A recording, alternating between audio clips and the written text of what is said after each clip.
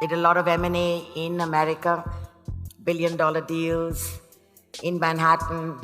Came back to a situation where in my environment, there were hardly any women.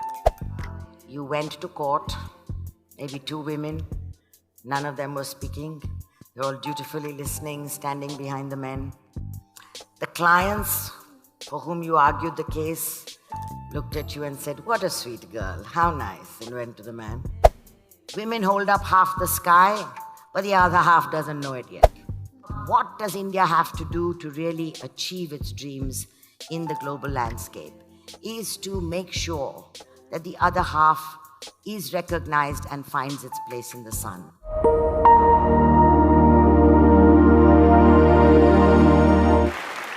A situation where I was a normal, middle-class young girl doing college in Bombay, wanting to get married to my present husband.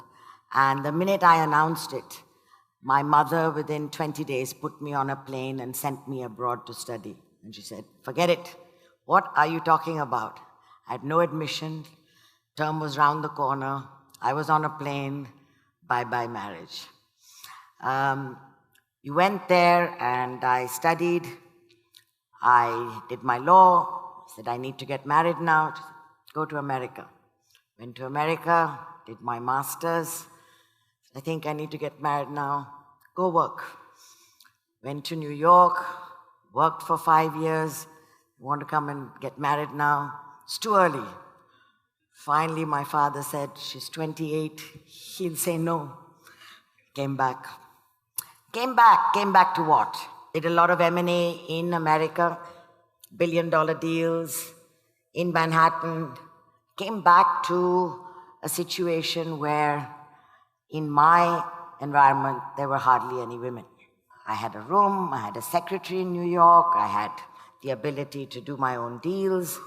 Came back to a desk this big, which I shared with my senior, who was my mentor. Was I depressed?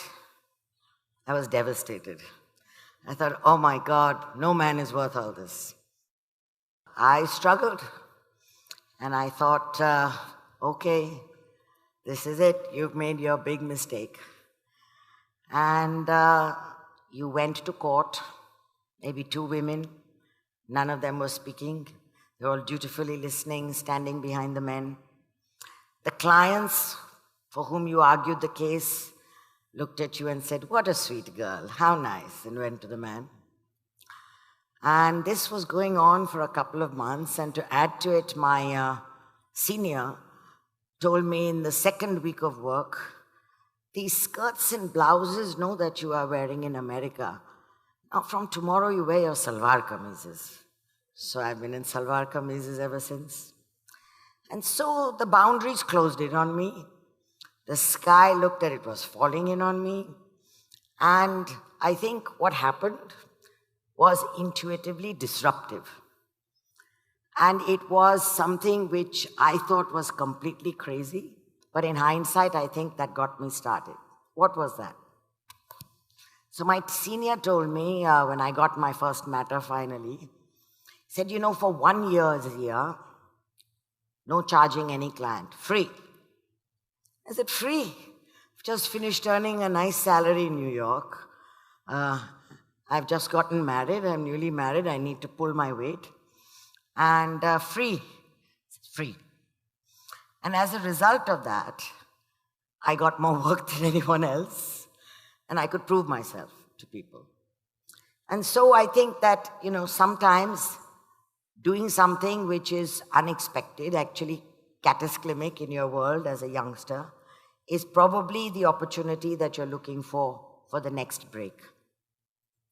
And then one went on, and then you have to basically start changing your mindset. You have to dare to believe that you can achieve. And as I was then, as a young, reinvented barrister, learning the ropes of India, still really not far away from gender non-diversity in my field, I came across a constitutional law, which became for a long time my passion, only to tell you that the environment which you have and the ability to do what you want to do is really because of an ecosystem we take for granted.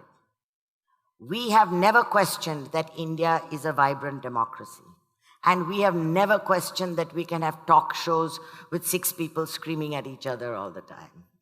And we have never questioned that we can, by and large, go and say anything we want to say to anybody. But this hasn't come easy. In 1950, we got our constitution. In 1973, we almost lost it. We had a Mrs. Gandhi who was anxious, nervous, getting totalitarian, and basically amended the law so that the government could change, amend, repeal, vary the constitution at their will. That would have been the end of the democracy and the ecosystem that you have today. And so the Supreme Court on April 24th, 1973, after 5 months of sitting together as 13 judges, by a slender majority of 7-6, proclaimed that no government could ever change what was the basic structure of the Constitution, the framework of the Constitution. And that has given you, as a 1.3 billion population, democracy and fundamental rights. And this, again, came at a price. 24th April 1973, we had the classic judgment of Kesavananda Bharati, which said the basic structure is unalterable.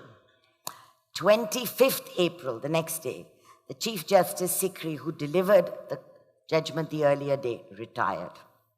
Normally, the next senior judge comes online. Mrs. Gandhi, so irked by this decision, superseded 3 judges, all who were senior, who were part of the 7, and appointed as the Chief Justice, Justice Ray, who was part of the 6, the next day. The 3 judges who were superseded resigned. In 1975, Mrs. Gandhi declared emergency. In 1975, Justice Ray convened another bench to re-look at the Kesavananda Bharati decision. Nobody knows what happened in those 2 days when the judges sat, but they disbanded secretly without ever reviewing that judgment again. And it is said that the disbanding of the bench for review was the greatest victory for Indian democracy. And so we take for granted a lot of the things that I think we haven't realized what our forefathers have done. And after the decision, the Congress lost, emergency got over, the Janata Party came in 1977. So were they really different? Not really. Menka Gandhi, the daughter of Mrs. Gandhi, daughter-in-law, set up a magazine called Surya, designed to criticize the new ruling party, the Janata government. She wanted to go abroad to give some speeches. Guess what? They impounded her passport. Why? In the interests of public security. What public security? 0. Went back to the Supreme Court. Now, who was the person who went to the Supreme Court? Menka Gandhi.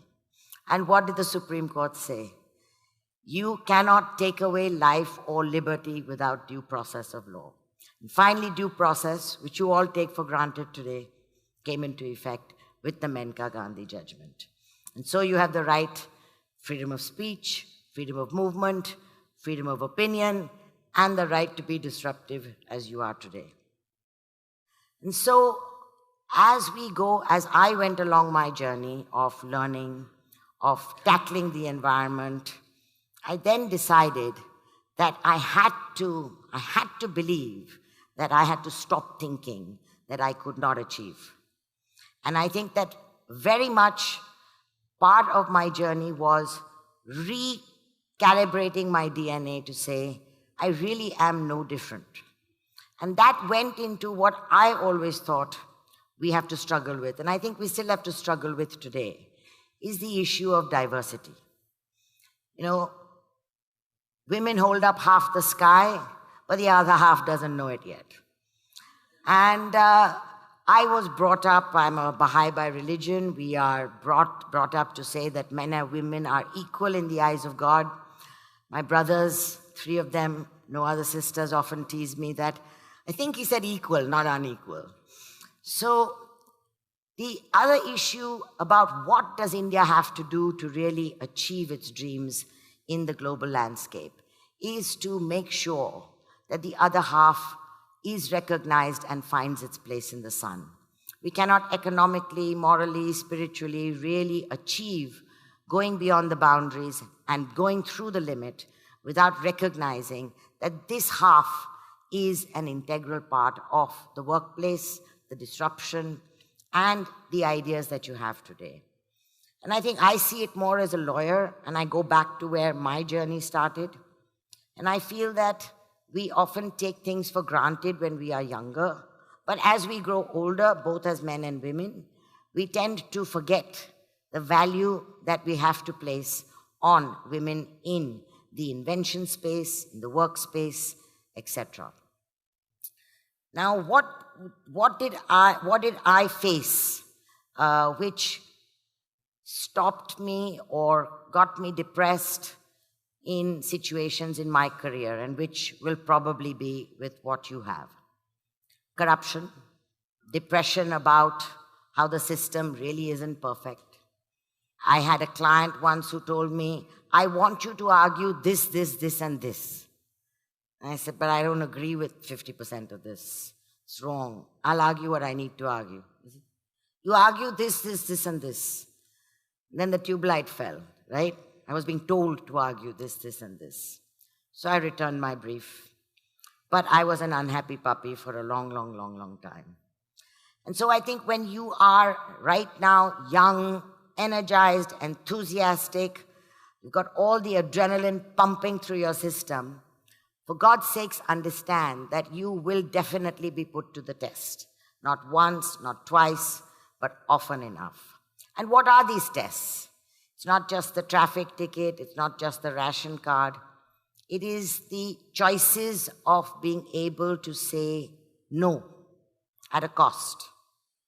And you have to really be able to be daring enough to let go opportunities simply because the value structure which you set for yourself and your organization, whether you're 20, 30, 40, 50, cannot be compromised now. And I think that the youngsters in India have an advantage. They have the ability to walk away.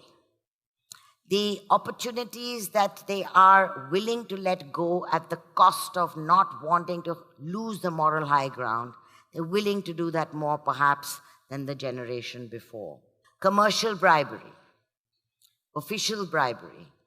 These are issues which all of you have to recognize exist in India and which you have to tackle maturely, but from the beginning. If the structure is compromised in the first 5 years, you've lost the tone from the top, you're going to end up with rest still when you're 40, and you're not going to have a dream that you really wanted to dream the way you were going.